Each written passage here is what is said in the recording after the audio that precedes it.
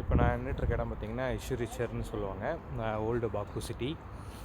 So இங்கே வந்து நம்ம இப்போ என்ட்ராக போகிறோம்.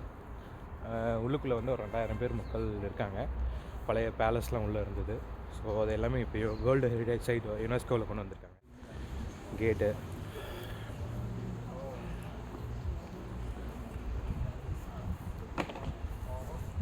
ஸ்ரீவர்ஷா பேலஸ் எல்லாமே உள்ளுக்குள்ளே தான் இருக்குது. அண்ட் வேறு என்ன, இதுக்கு முன்னாடி 1918 இந்த இடத்துல ஒரு 2 கேட் இருந்தது. நீங்கள் வந்து ஒரு வால் பார்க்குறீங்க, இன்னொரு வால் இருந்தது, பெரிய வால். அதை வந்து டிஸ்ட்ராய் பண்ணிட்டாங்க. இப்போதைக்கு இருக்கிறது இந்த ஒரு வால் தான். இது வந்து சுவரோடைய அவுட் சைட் வியூ, அதுவும் பார்த்துக்கோங்க. அடுத்தது நம்ம உள்ளுக்குள்ளே போனோம் அப்படின்னா இங்கே ஒரு கருப்பு பூனை இருந்தது. ஸோ அதை போய் நம்ம எதாவது சீண்டி பார்க்கலான்னு போனேன். கொஞ்சம் நேரம் அப்படியே பார்த்துட்டே இருந்தேன். பக்கத்தில் தொட போகிறேன், திப்புன்னு ஓடி போயிடுச்சு. ஓகே பாய் அப்படின்னு சொல்லிட்டு நம்ம அப்படியே அடுத்த இடத்துக்கு போக ஆரம்பிச்சிட்டேன். ஸோ அடுத்தது நம்ம எங்கே போனோம் அப்படின்னு பார்த்தீங்கன்னா மினியேச்சர் புக் மியூசியம். இந்த மினியேச்சர் புக் மியூசியம் பார்த்திங்கன்னா வேர்ல்டுலேயே வந்து இங்கே அசர்பைஜானில் மட்டும்தான் இருக்குது. என்னென்னா எல்லாமே குட்டி குட்டி புக்காக இருக்கும், மினியேச்சர் சைஸில். வாங்க உள்ளே போவோம்.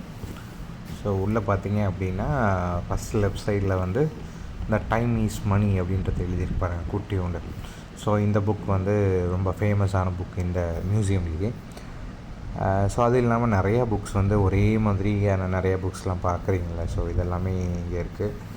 இது இல்லாமல் வந்து நான் பின்னாடி பார்த்தேன். ஸோ அது பார்த்திங்கன்னா குரான், அப்புறம் பகவத்கீதா, ஸோ இந்த மாதிரி நிறைய ஹிந்து கல்ச்சர்லேருந்து பைபிள் எல்லாமே வந்து அதே மினியேச்சரில் பண்ணியிருந்தாங்க.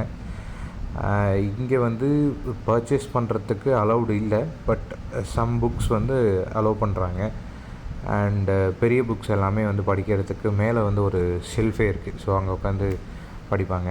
அண்டு வேர்ல்டு ஸ்மாலஸ்ட் புக் வந்து இந்த மியூசியமில் தான் வச்சுருக்காங்க. ஸோ அதுவும் வந்து பார்த்திங்கன்னா லென்ஸில் தான் பார்க்க முடியும். அதெல்லாம் பார்த்து முடிச்சுட்டு அடுத்த இடத்துக்கு போனோம். ஸோ அடுத்த இடம் பார்த்திங்கன்னா வந்து சின்ன சின்ன இந்த மாதிரி ஸ்ட்ரீட்ஸ்லாம் இருக்கும். அதில் அப்படியே வாக் பண்ணிங்க அப்படின்னா நிறைய வியூ பாயிண்ட்ஸ் இருக்கும். அதுக்கப்புறம் அதெல்லாம் முடிச்சுட்டு ஷாப்பிங் ஜோனுக்கு வந்து நம்ம நடந்து போக ஆரம்பித்தோம். வந்து சும்மா ஒரு வாக் பண்ணிகிட்ருக்கேன், வாக்கிங் டூ. அண்ட் ஒரு பேலஸ் விசிட் பண்ணோம். அதுக்கப்புறம் ஓல்டு சிட்டியில் இந்த மாதிரி நிறைய கன்ஸ்ட்ரக்ஷன் புதுசாக பில்டிங் கட்டிட்டாங்க. கிட்டத்தட்ட 2000 பேர் உள்ளுக்குள்ளே இருக்காங்க. சின்ன சின்ன ஸ்ட்ரீட்டாக இருக்குது. அண்ட் சூப்பர் பைக்ஸ், ஒரு காரு எல்லாம் அங்கங்கே நிறுத்தி வச்சுருக்காங்க.